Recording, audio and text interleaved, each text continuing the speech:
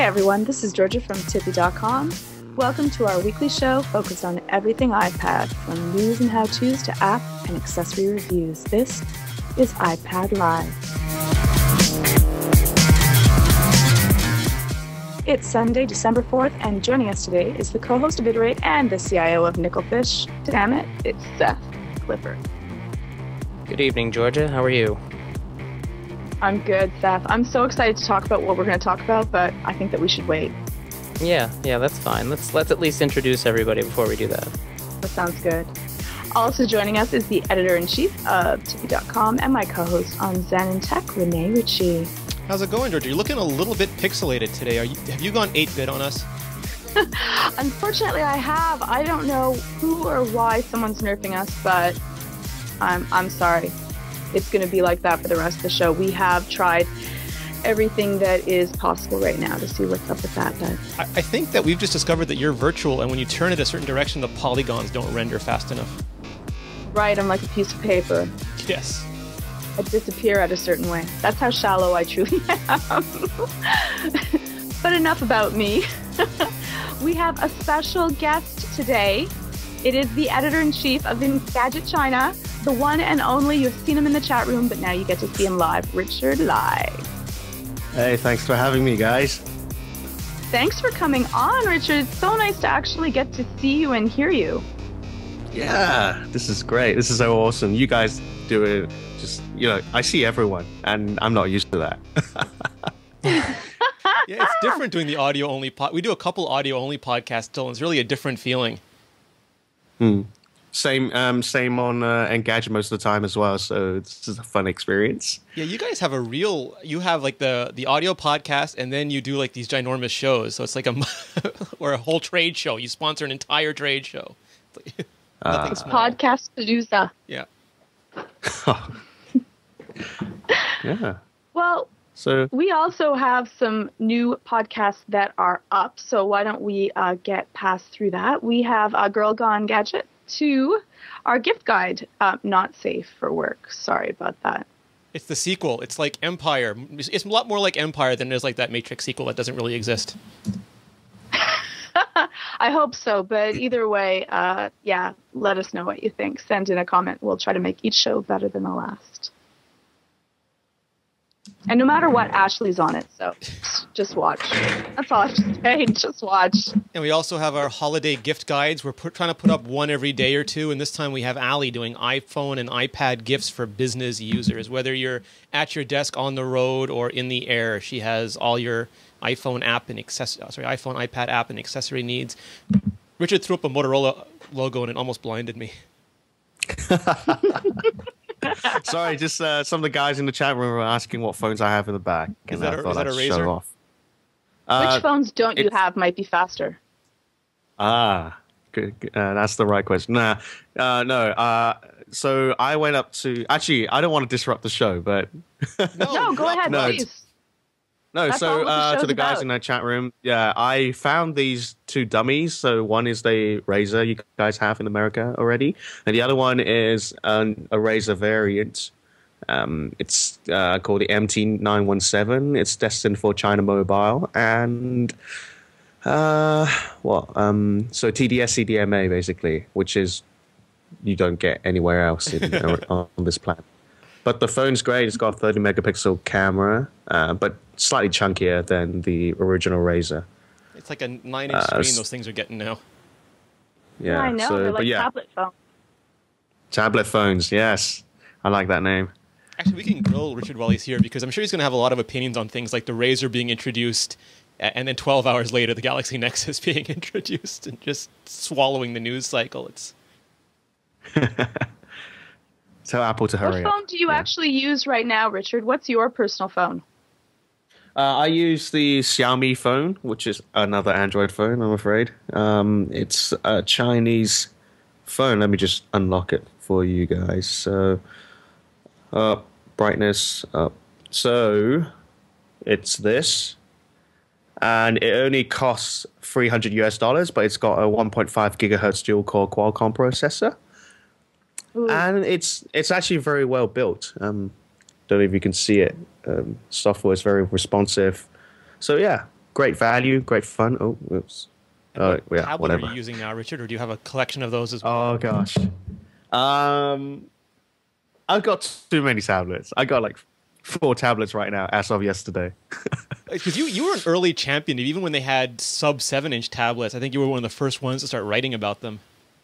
What, you mean the Streak 5? Yeah. Yeah, and it's just that's the thing about Shenzhen. You just go around and you just find something. So if you know what you serious, that's what happened to me. And yeah, you just need to keep a close eye on things. And yeah, it's good fun. You could turn a corner and see an iPad 3. You never know. Well, I've been doing my best, you know. I noodle shop. No, I actually, actually, lunch. I actually found these cases that are apparently for the iPhone 5. So I bought like 10 of them. I seriously did. And now that the 10 iPhone of them. 4 I love that. Yeah, I did. So you can sell them on eBay later. Well, not much. Well, we don't know what it is for now that the iPhone 4S is out. All the cases have disappeared. So at least I've got hold of a few of them. Just for that's very collection's cool. sake. No iPad 3 Yeah. cases yet? They're holding those tight? I haven't seen any yet. If I do, I'll let you know, Rennie. Unless it's exactly like the iPad 2, and they'll confuse us like they did with the iPhone 4S. Oh gosh, iPad 2S. Yeah, iPad 2S. Brilliant. We should That'll start be that fun. rumor. We'll put it up on a couple sites, and we'll see if it takes hold.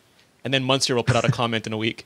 That's what we should do. We should start false rumors and see how many other sites like pull it up from there. No, but, No. Do a No. competition.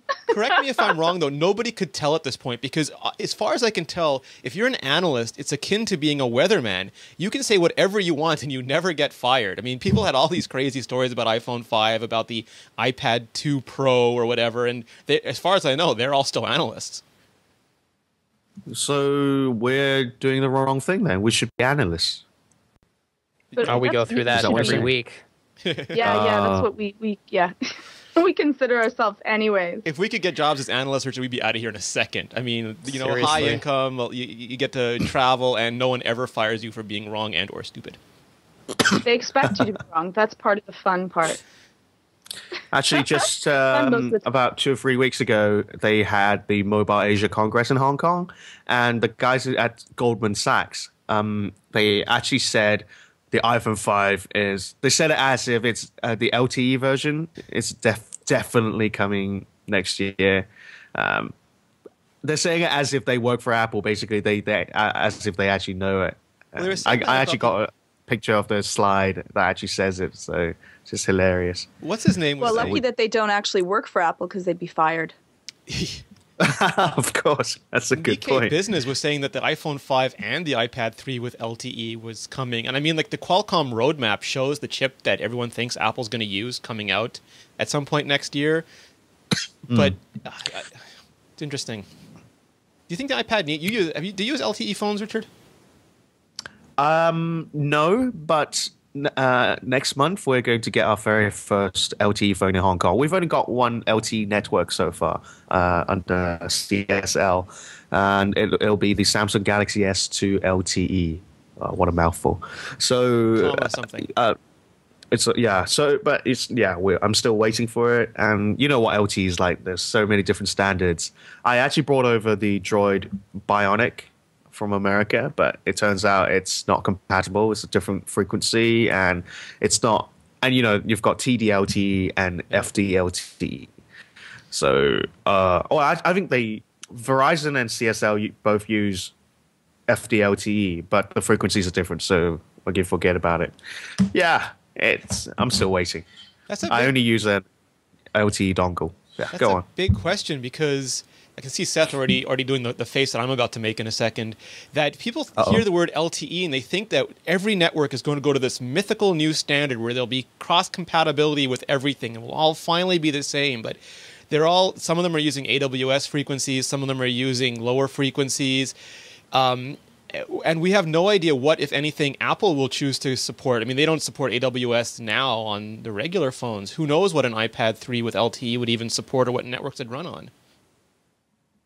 Right. Well, they are working towards converging both TD-LTE. Well, they're working towards convincing manufacturers of the chipset manufacturers to make silicon that's compatible with both TD-LTE and FD-LTE. But like, if that's the case, why bother coming up with two standards in the first place? Actually, there's a very good answer to that because TD-LTE is a Chinese technology. There you go. And I could be slightly biased, but I don't know. I tried LTE. Rogers lent me one of their rocket sticks to try, and I was getting 45 megabits down at the coffee shop, and I think 7 or 8 megabits up. I'm pretty sure I was the only one on the tower. It was me, the tower, and my stick. But that sounded so wrong. That sounded so wrong, man. But Seth, you're laughing up there, but we talked about this before. But on a tablet, you're doing more work. I think LTE might even make more sense on a tablet than a phone, depending on how it's put together.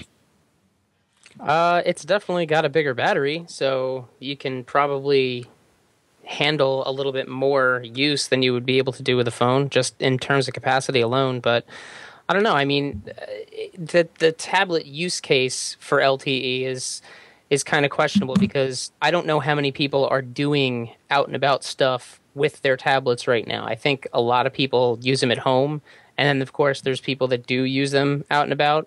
Would LTE make people bring their tablets more places if they knew they had incredible, fast service, like, wherever they were?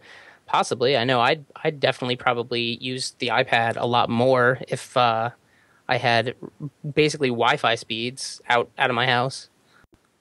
With tiny little, that's the thing though, Georgia, like the speeds are really nice, but the caps are really low. And if you're used to blowing through data on your home network, and then suddenly you have the same speed and you try blowing through it, and then suddenly you get the bill, it's not so nice. And I just don't take my iPad out of the house. No? No. Though, if I was carrying it around in my iCade, here we go. What? Oh my. Here we go. I need that noise on a soundboard immediately. I can't believe you've bought an iCade, but respect to that. There we go. That is huge. Here, this is the only way that I would carry my iPad around. That's like the same size you are. And it's I have to say it is absolutely beautifully built. Like, it's really sturdy. Here we go. So, I don't know. It's pretty. I have to say I'm a little bit disappointed just because I was expecting so very much from it. Seth, you have yours up, right? Yeah, I mean, it's across the room. I can't get it now, but yes, mine's all built up, ready to go. So you guys both took advantage of the Black Friday sales, I'm guessing. Yeah, I got mine on Monday, and last week I think I brought it up as I think it was part of the gift guide that we were doing, and it was $79 at that point, and then on Monday it dropped to $59, and I was like, all right, I got to do it, just for the story. I ordered it, and instead of the iCade that I wanted, I got a Frankenstein head cookie jar. I don't know what happened at the ThinkGeek warehouse, but they literally shipped me a Frankenstein head cookie jar instead of an iCade. Yeah. Well, I have to say it's pretty awesome. I'm pretty excited about it. The only thing is that the amount of games which we'll have up are a little bit limited. Like, I really wanted to play a lot more retro games, limited, plus the fact that in order to play it lengthwise, like in horizontal, you have to put it on the little side here, so it does stick out on the edges a little bit. But it still fits. You can use it. Buttons are fabulous. The make on it is... Are they Wait, the buttons, are they clicky? Because I want a really arcade-style clicky. They are clicky. Yeah, They're they really amazingly clicky. Yeah, they're beautifully made. The same thing with the joystick. It's beautifully made. But to get it set up, it's a little bit something. Once you get it set up, though, it will always remember your device, and/or should. And just the amount of games that you have to play is a little bit limited. I'm a little sad on that. I thought you get like 60 games, no, in the package? Well, there are the Atari games. There's a lot of different sets of games that you can, but they're only the developers that say wanted to make them for the iCade. So, including, by the way, Mark Edwards, our co-host on Iterate from Bajango. His Sideways game works on the iCade. Yes, it does. Cool. This is my iCade. I'll get that. This is what I ordered an iCade just like you, and this is what they sent me. You see it? I tried playing a game with it. Lift it up. And I tried playing an iPad game with it, and it was completely nonplussed. Here, I'll show it bigger. You're holding it wrong, that's all. It took me 3 hours to try to install an iPad in this. And are you going to give that? Are you going to re-gift that? You should really re-gift that. I don't know. I wrote to them and I tweeted them, and I have to hear back. But Yeah, suffice it to say, I'm not having the fun you and Seth are having. Yeah, it's pretty great. There weren't even any cookies in it. Well, I would say I would definitely recommend the arcade for someone that we're going to be doing a, real arcade versus the arcade and see which way they match. But if someone doesn't, if they're into retro gaming, it looks sweet. Like just having it sitting up somewhere looks absolutely amazing, and it's exceptional quality. It's really good quality. It's not even like I thought it would be some plywood kind of, glued together paper. I sense some disappointment in your tone. Like it's not everything you were looking for. Like, can you play Street Fighter or Mortal Kombat? That's what I want. I want Street Fighter and Mortal Kombat with an arcade. I can't even play Pac-Man, Donkey Kong. What? On this game? No, you can't. You Seth, can't is she play. lying? Frogger. She must be lying, right? So apparently there's like an arcade Bluetooth like little SDK or little API that the company provides that makes it, and you basically have to, as a game maker, integrate it into your game.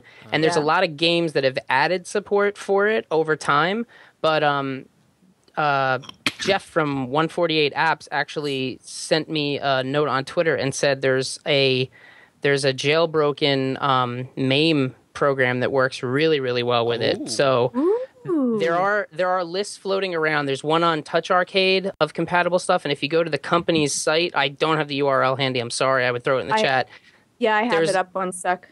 Okay, there's another list, and there's some overlap, but then there's a couple games that are on one list and not on the other, so you kind of have to poke around and see. There's a lot of stuff. I think for retro gaming, the Atari package is a great one. There's arcade games and 2600 games in that. And then there's a Commodore 64 app that just added support for the arcade, but it's an iPhone app. Yeah. But it doesn't look that bad if you blow it up. I had it already and I tried it and it looks halfway decent, but I'm really going to be excited if people start adding support for it because it's so cool. Awesome. Yeah, it's pretty sweet, I have to say. It's good. Here's a link for all of the different games that are up. And yeah, there's more people developing every day. So here's where you can find out what games are on it. So you can also get Frogger. It has all of the lists. I'm really interested, Seth, actually, about the MAME. I'm wondering why it's Bluetooth and not just a dock port, though. Is there something you can do over Bluetooth you that you can't do over dock? You can. It just doesn't supply it. I think that there's I'll tell you what. The Bluetooth is pretty solid, and what's nice is that you can just yank the iPad out and go, and it has like an auto shut off, and then when you come back in range, if you just tap a button, it pairs up in like 2 seconds. Nice. Right.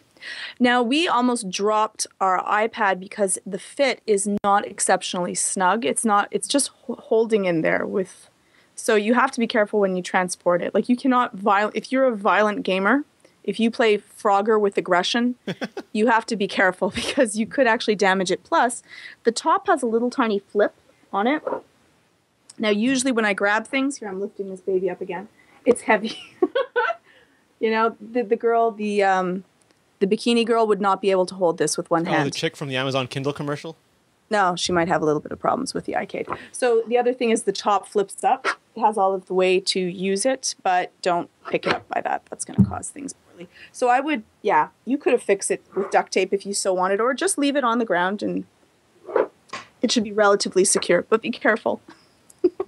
How heavy is it? It looks your size. I'd say like, I don't know. Seth, what do you think? Just a couple of pounds, but it's awkward, you know. It's I'd say it's like tall. 625 it's pounds. about the weight of an HTC Titan phone. It's probably like maybe about a gallon of milk weight-wise, but the weight is obviously distributed differently. It's not a solid block the way a gallon of milk is. It's a little taller, and there's space.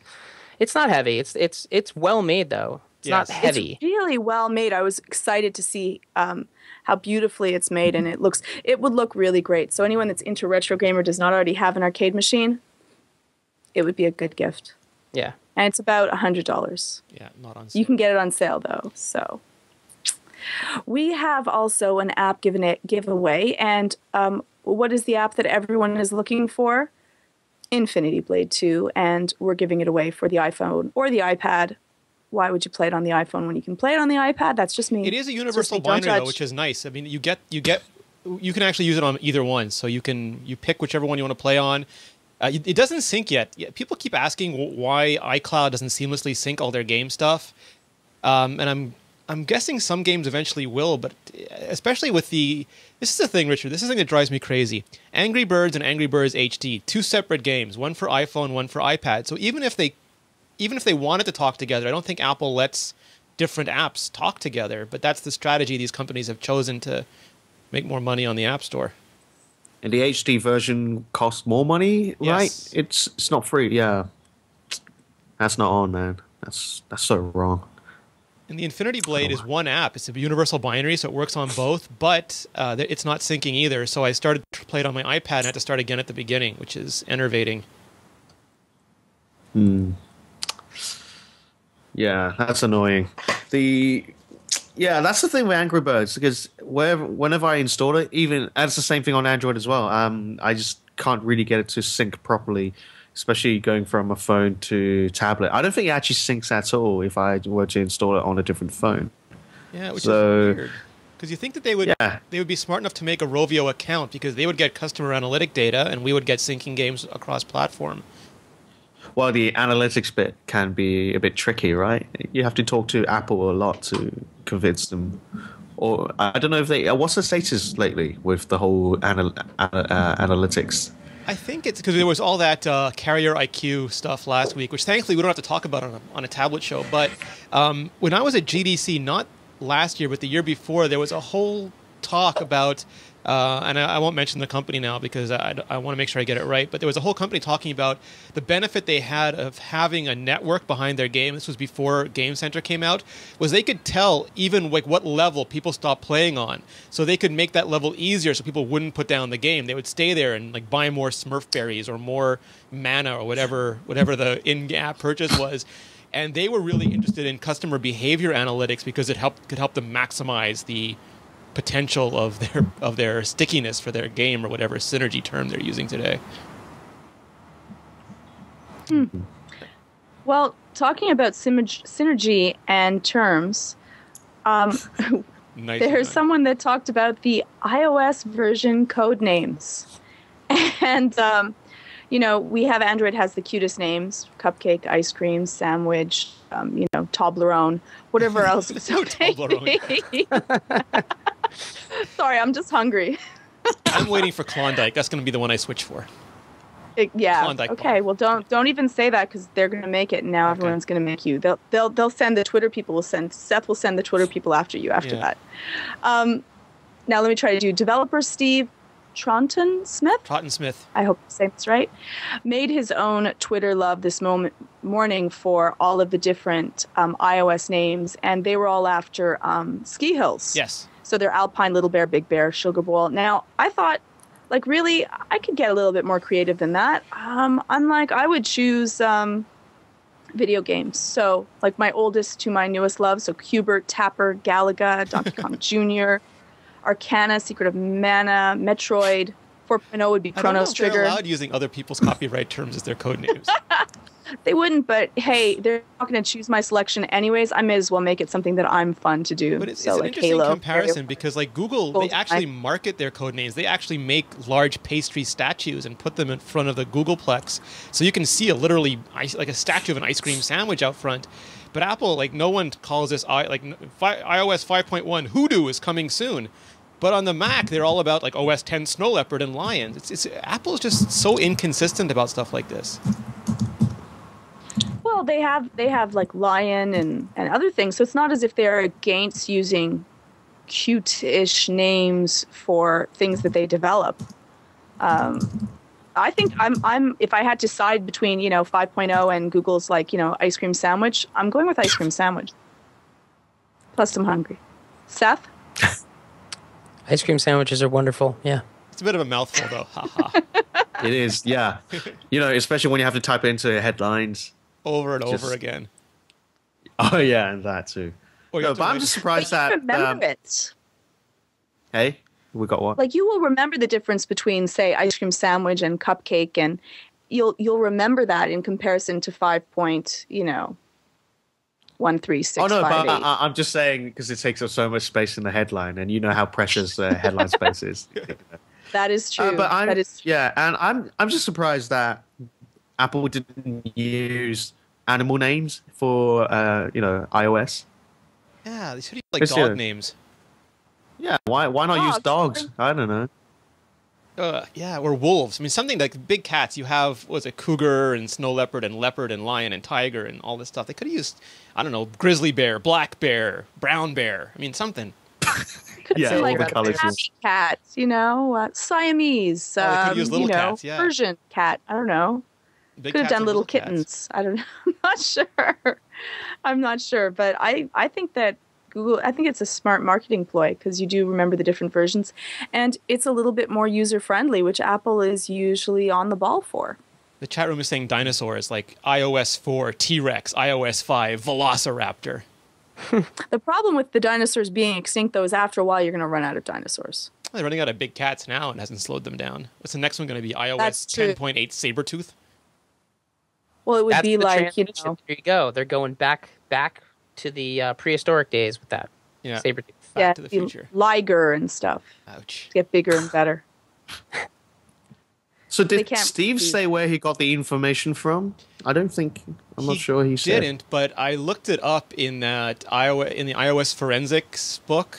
The name of the writer escapes me now. I apologize, but iOS forensic analysis, the iPhone version has all of these listed. Let me see if I can see the author's name really. Sean Morrissey. Yes, Sean Morrissey, and he lists them all in there too. Oh yeah! Wow, Kirkwood. Yeah. Okay. North Star, Apex, Baker. These are all different ski hills, like Georgia said, in Canada, a couple in Canada, mostly in the U.S.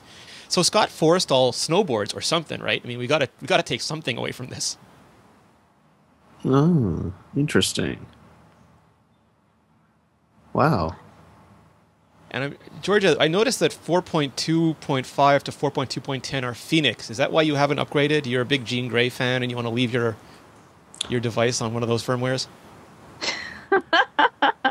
No, it actually is not why I have not, as of yet, upgraded. I would talk about that, but that makes people angry. Okay. Might have something to do with being jailbroken, but we won't get into that in itself. But I will. I'll eventually upgrade. Okay. I'm heading there. I'm just You're taking heading for my time. hoodoo at this rate. Well, I'm happy with my phone works, so I'm happy with it. So there's nothing really in between each. I'm not a huge cloud You don't user. So. you don't jailbreak your iPad, but you might for this MAME emulator Seth was talking about. I want to see if that happens. That's tempting me. That might actually do it. And it would have to be your old iPad because this is the interesting thing. The new iPad still isn't it's jailbroken up till 4 point something, but iOS 5 isn't jailbroken on the iPad 2, nor on the iPhone 4. The iPhone 4S. It's interesting. The jailbreakers having a harder time with the A5. I think it's the A5 chipset. Yeah, I don't know. We were talking a little bit earlier about Apple and how you would not be able to, even run your own blog the way that you would want to with, Apple Store policies on employee conduct. So you have to be really careful. Now, talk about control. Apple even controls what their employees do on their own personal websites, and they will and have actually fired people because of this. Richard, what is your take on how strict Apple is on what you're allowed and not allowed to do on your own personal time? Yeah, I know a few people who've joined Apple either recently or many years ago, and they can be very sensitive about the stuff they talk about, and but I know some of them are still active on Twitter. They just don't really mention that they work for a certain fruit company. So I think it's even though company. No, but here's the thing: if you somehow screw up by making even the tiniest mistake at Apple, and if you upset someone in HR, they can use that your activity on Twitter or wherever as an excuse to get rid of you. That's what I heard anyway. So if you do one less thing, then obviously it's one less risk.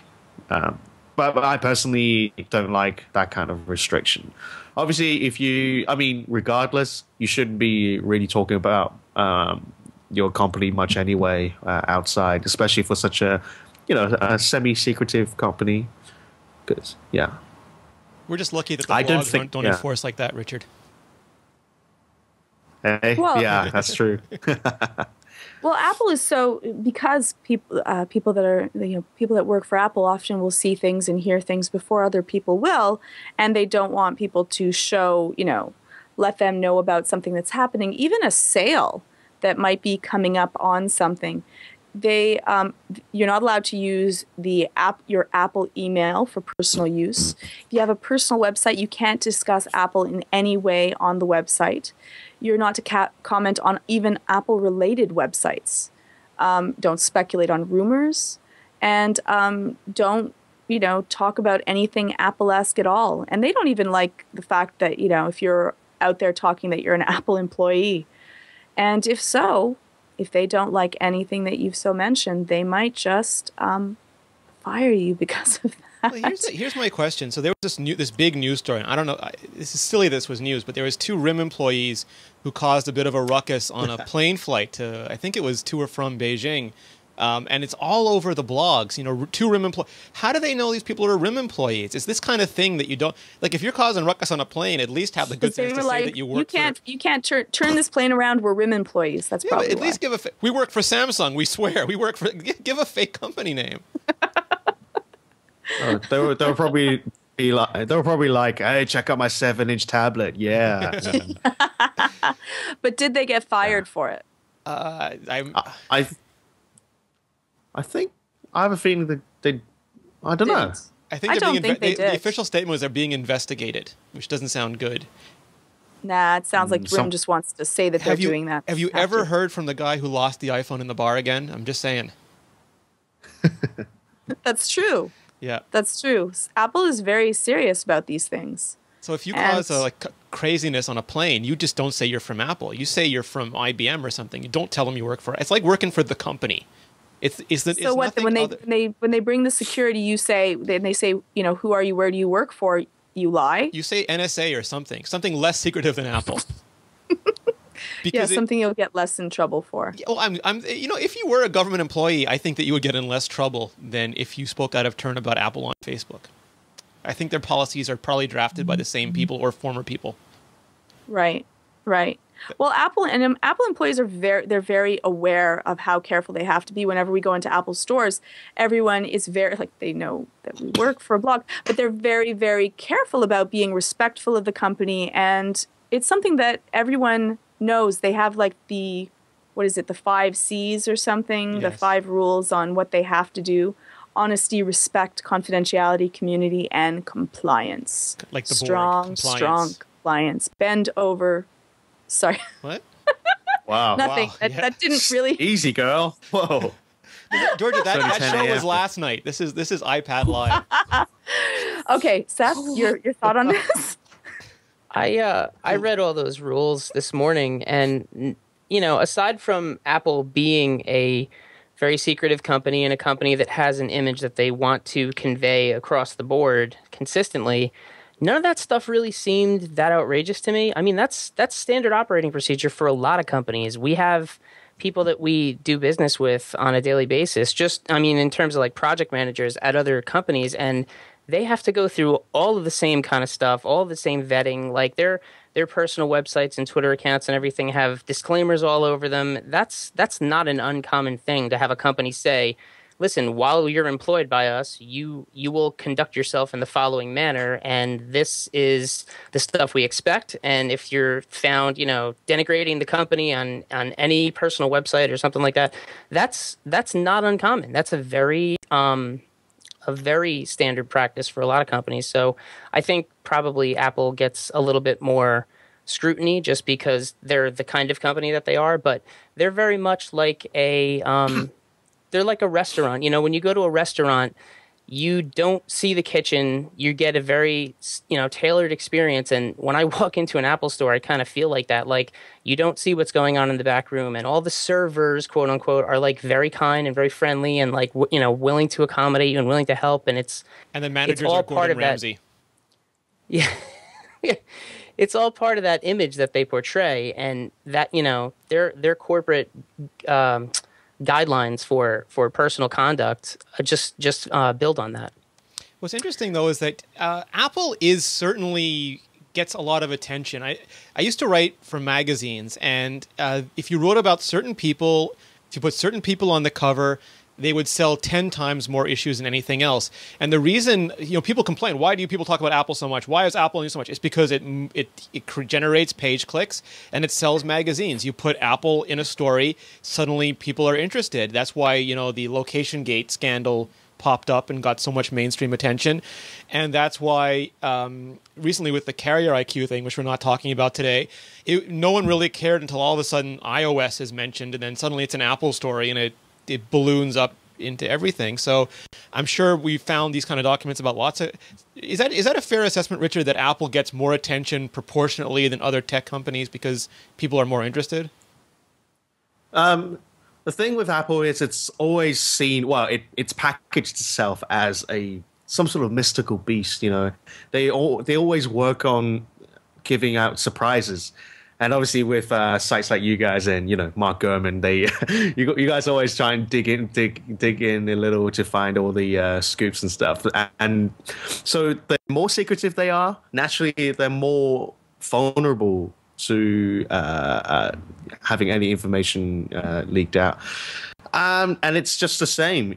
Apple's always been an underdog, and now they're one of the leading companies in the world. So yeah, it's the way of life. As soon as you get to the top, every tiny little news about your company can be very, very dangerous. Apple serving tuna in the kitchen today. Tuna!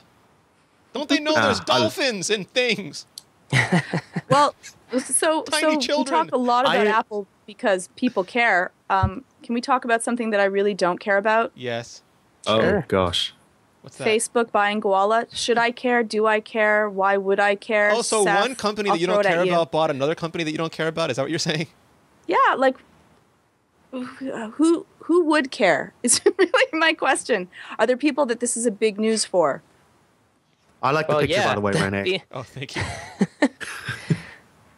There's people for whom this is big news, I would imagine.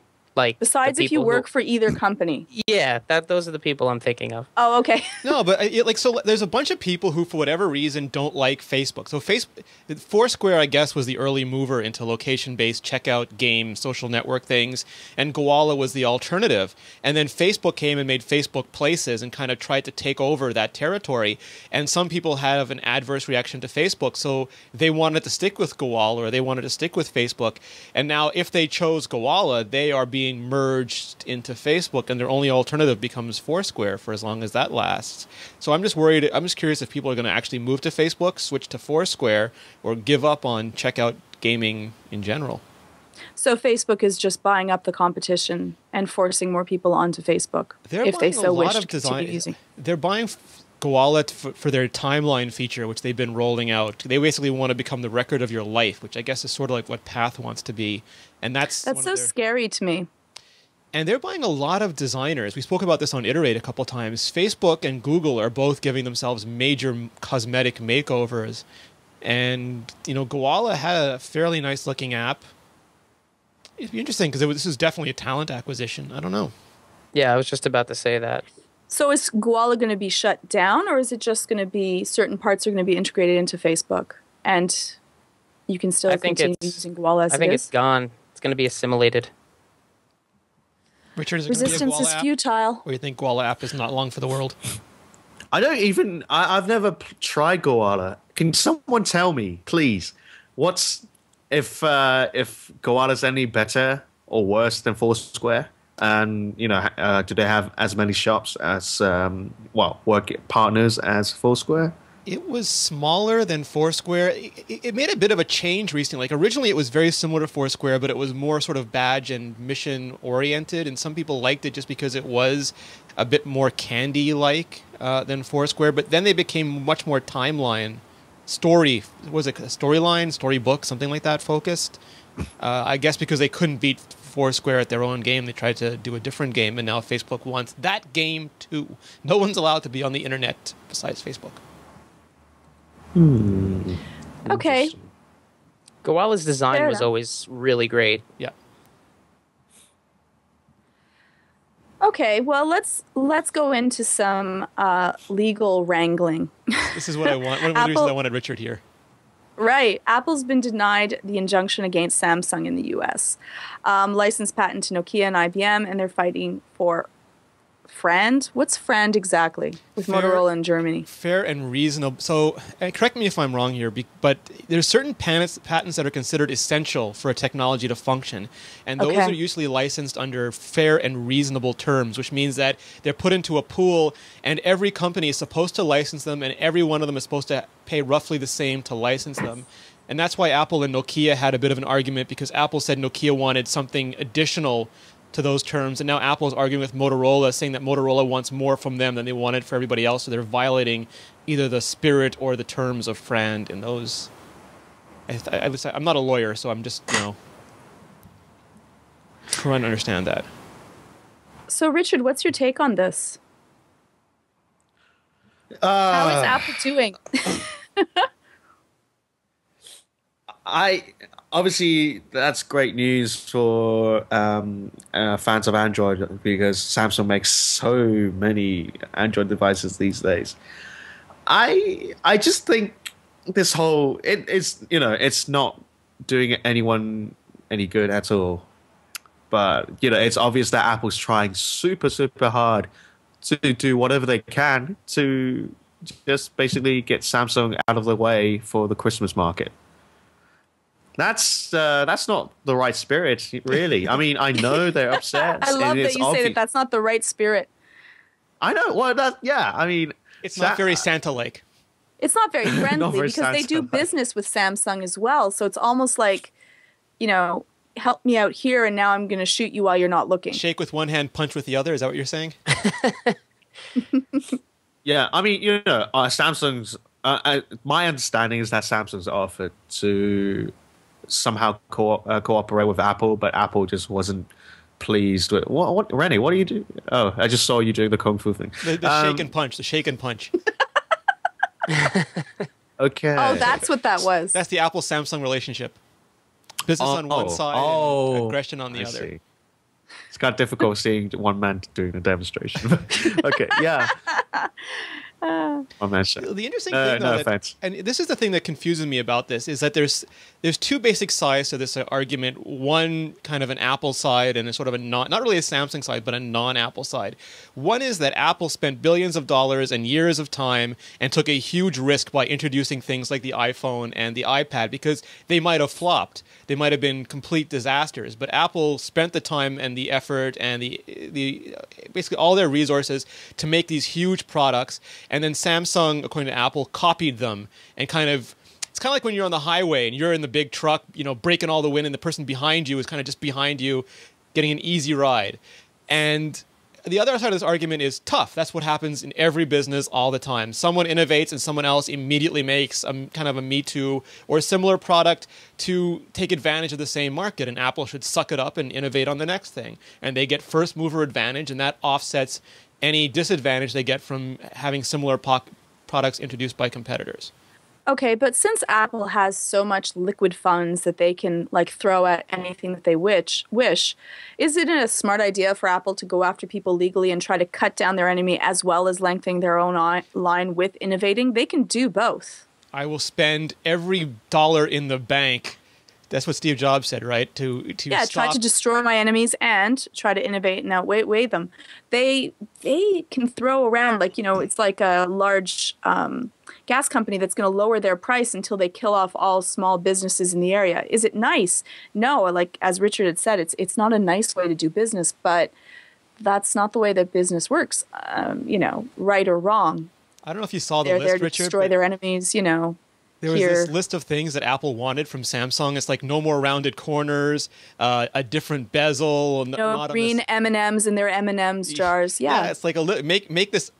Because Apple's thing is like, we innovated, we made a tablet. It didn't have handles on it like the Microsoft tablets before us. Why can't you think of something different? Why do you have to make a Galaxy Tab look just like an iPad? No, I don't think it's that. Well, to be fair, I've got 8 phones in front of me right now, right? And the only phone that really does look a bit like an iPhone is my Galaxy S2. Which I like. Interestingly enough, and if you look at phones like, the Sony Ericsson, the Xperia Play, that's totally different. So are the Motos.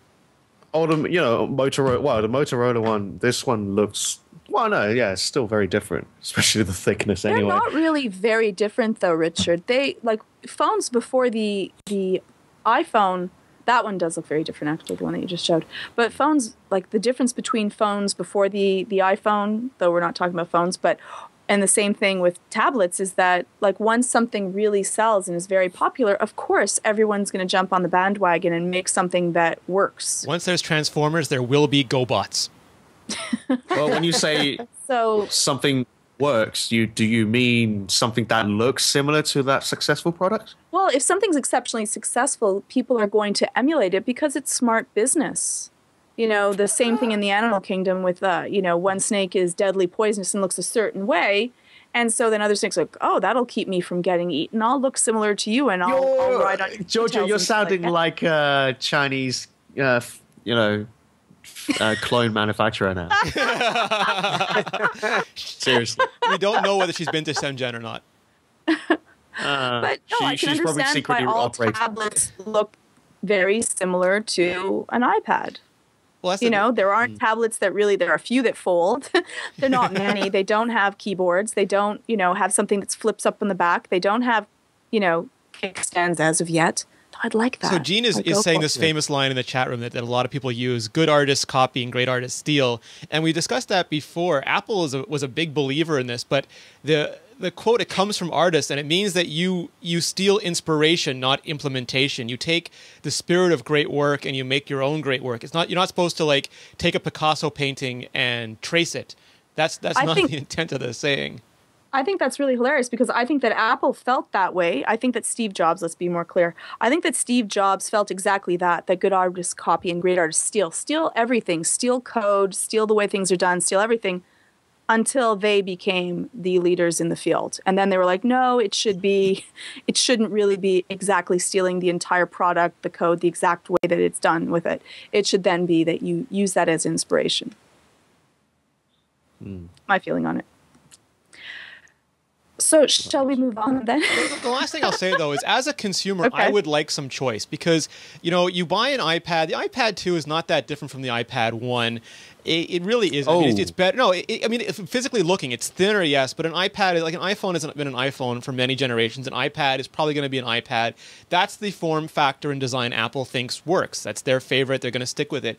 I would like some choice. I like that Motorola makes different looking tablets and devices. I like that, like some of the stuff that Richard showed, like the Xperia Play, looks very different. I would like to have variety so that if I don't want an iPad, I don't want an iPad. I don't want something that just has a different software. I want something different. And I think that, the more companies make things that are other than iPad, the better it is for all of us. Give me some choice, damn it. Well, talking about choice, would you be willing to be working on Microsoft Office for the iPad, Renee? That gives you some choice. I would love to have. Well, I don't particularly like Office. I'm the person who would rather use InDesign for page layout and BB Edit for text. I don't think that we really need Word in this world. But let's see. I think that because Word is like not good at either. It's not really a good text editor anymore, and it's not a good page layout program. It tries to be both. But so many people rely on it that it's really important software. One thing I don't know is why Microsoft is talking about this now when Windows 8 tablets are on the horizon, and it could give them a huge competitive advantage to have Office be almost like unique, a differentiator for Windows tablets and not be on the iPad first at the same time. Oh, come on. There's such a giant install base. You honestly think Microsoft, the basic business of which is to put Windows on as many computers as possible, is going to let that install base drift forever? There's not, those people are not all going to flock to Windows tablets. They want their money one way or another. iWork is taking our share of the lucrative. No, I understand. Like Microsoft is a company that licensed ActiveSync, right? Like RIM would never license Bez, still hasn't licensed Bez, but Microsoft essentially really hurt the Exchange division by licensing ActiveSync. So they helped the Exchange division by licensing ActiveSync, really hurt the Windows Mobile division. And I think they'll do that again. They'll make money off of Microsoft Office at the expense of the Windows 8 tablet division. Yeah, and it'll be a lot of money. Which Microsoft likes. Do you want Office on your iPad, Georgia? I do. I do actually want Office on my iPad. I still use Word even on my Air. I know it sounds. I know my Zenitech show notes keep showing up written in Word. I know. I do. I like it. I again, it comes down to the fact that I just don't want to go through another learning curve. We have Spotify is going to be working for an iPad app. Do you use that, Seth? You do a lot of music. All the music all the time. Spotify is one thing that by the time it actually got here, I kind of didn't care anymore. Even though I know it's supposed to be great and a lot of people have told me it's pretty awesome, I never got around to even trying it. Richard, did you use Spotify? It was UK exclusive for a while. Right, I've been using it for some time, the free service anyway. But unfortunately, it's, as far as I know, it's kind of blocked in Hong Kong. I can't use it here, so that's a shame. I don't understand. I was complaining about this on Twitter. If I go to UPS, it has no idea what country I'm in. I have to go through this painful drop-down lists and language selectors. But I try to go to Spotify or Hulu. It instantly knows I'm not in the country they want me to be in and blocks me. How come they can use that technology for evil, but not to make my life easier? Yeah. Evil's more fun. That explains a lot, Georgia. That explains a lot. Oh, we're so happy to be back, Richard. Yeah, sadly, I mean, I am not aware of any music service that comes in Hong Kong that comes close to Spotify. I'm sure there are some local services here, but the library just isn't as big, and it's mostly with the Chinese music anyway, which I'm not that big into these days for some reason. But yeah, I'd love to see Spotify flipping the switch on for other markets sooner rather than later. But yeah, I have no idea what they're doing right now. That's something we were talking about with the Amazon Kindle, because Phil at Android Central is looking at it. I know a bunch of people have reviewed it. But in Canada and any country basically outside the US, it's little more than a paperweight because Amazon really hasn't aggressively pushed out their services. It kind of surprised me because you think that Amazon would put MP3 and their stuff in more countries. I wonder if they're having least licensing problems. At least you can still buy it regardless of your actual location.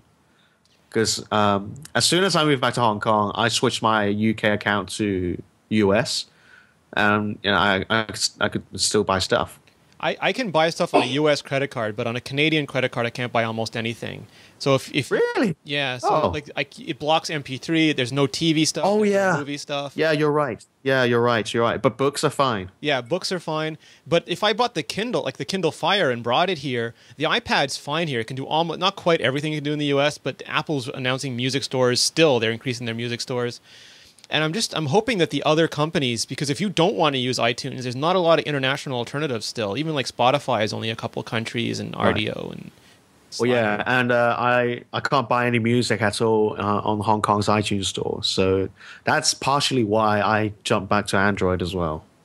I'm done with it. Well, I guess you can say I can just port the MP3 music to my iDevices, but if I can do it directly on my Android devices, then saves you a step. That's too bad for Apple. They lost Richard. Yeah. Bye. Nah. Well, I still, I know. I tried. Just didn't work. It's just not meant to be. Yeah. Well, I would go through, but we're running a little late on time for the picks of the week. So go head on down. Leanna has done some great different picks with games and notices and all kinds of other things. So if you're looking for some apps to try out, head on over there. Some of them are for the iPhone, the iPad, and hopefully most are for both. We also have some great tips. So we have the iPhone and iPad jailbreak starters guide. So if you're thinking about heading on over to the dark side, let Ali bring you there. So take a check out. It's actually awesome. It's everything you need to know to get started jailbreaking iPhones, iPod Touch, iPad. She goes over all the common terms, the current ways to jailbreak, with differences between jailbreaking, tethered, untethered, unlocks, different popular apps and theme categories. It's very nice. If you're not sure about this crazy jailbreak stuff, give it a look. Take a pick. Yeah, for sure. And tell me if you're heading onto the dark side, because I'm already there. Georgia's waiting for you. Exactly. She has cookies. Like Dark Phoenix. I'm like, cookies? Yeah. Come, they're calling to you. So I think that was a pretty awesome show. Thank you so much, Richard, by the way, for joining us today. Well, thank you so much for having me. I don't think I've ever... Oh, have I been on the show before? I don't think... We always meant to ask you, and then I think we didn't get around to it. And then I just I face-palmed and said, "Where's Richard?" Right. I bet I'm just filling someone's space, right? No, you're an addition. We were so excited. I'm just messing with you. Yeah, but no. But seriously, where is oh gosh, I can't remember his name. Chad.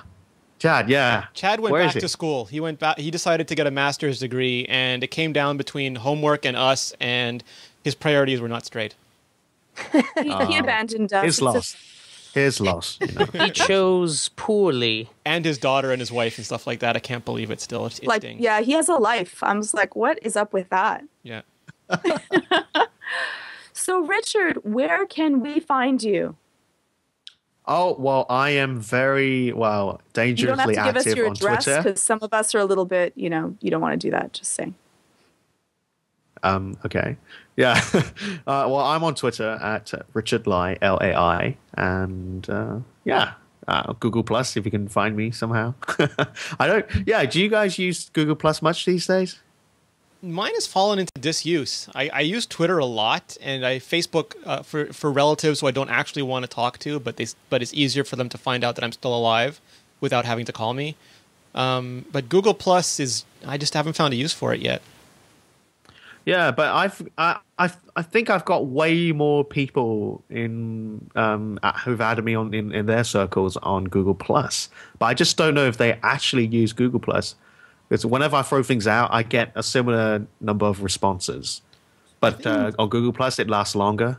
The content they made it so easy and so much fun to circle people. I think it just people just went crazy circling everybody.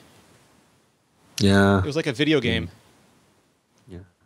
Oh yeah, obviously you can find me on Engadget, as someone pointed out. I forgot to mention. That might be a little important to mention. Both Engadget China and Engadget. It's Monday morning. Yeah, I hate Mondays. Yeah. Well, thank you so much, Richard. And Seth, thank you as well for joining us. And you're rocking the stash. Thank you. I don't know how long it'll be around, but let's all enjoy it while it's here. Excellent. And how do we find you, Seth? You can find me on Twitter at Seth Clifford. You can find me on iPhone Live and also on Iterate with Renee and Mark Edwards of Bajango. We have a new show tomorrow night. It's sure to be awesome. And if you'd like to see some of the apps and sites that we build, please visit our website, nfidm.com. We're Nickelfish. Damn it. I told you we're going to work something out. We're doing something new. All right. Yeah, it's always going to be damn it. And Renee, thank you so much doing all of the editing and everything else, running, I think it's like 45 now podcasts, and still having the time for sticking around for these ones. We're trying. If he's up, if you notice him tweeting at 3 o'clock in the morning, please tell him to go to bed. Please. How do we find you, Renee? You can find me at Renee Ritchie. You can find me at tippy.com or mobilenations.com. And you can find me with Zen and Tech with Georgia. Yes, which will be coming right after this show. We'll be discussing self-esteem. Yeah, I already feel bad about it. It's going to be a horrible show. I'm going to so suck at that one for sure. And I'm Georgia. You can find me on Twitter at GeorgiaTIPB, also on the website, www.tippy.com. And on Zen and Tech coming up right now. You can reach all of us on Twitter at TIPB. You can also email us at podcast@tippy.com. Leave a comment when the show goes live. We're here every Sunday night, 6 p.m. Eastern, 6 p.m. Pacific, 9 p.m. Eastern. And our companion show, iPhone Live, Renee. It is same bat time, same bat channel on Wednesday nights. Awesome. For all our podcasts, audio, and video, including iPhone Live, iPad Live, Zen and Tech, Super Functional Iterate, and Girls Gone Gadgets, which are on the website right now. Take a check and please do comment. See mobilenations.com/shows. Haven't already? Subscribe to us on iTunes and leave a rating. It helps people find us and means a lot to us. And to the most awesome chat room ever, thank you so much for constantly showing up. We absolutely adore you.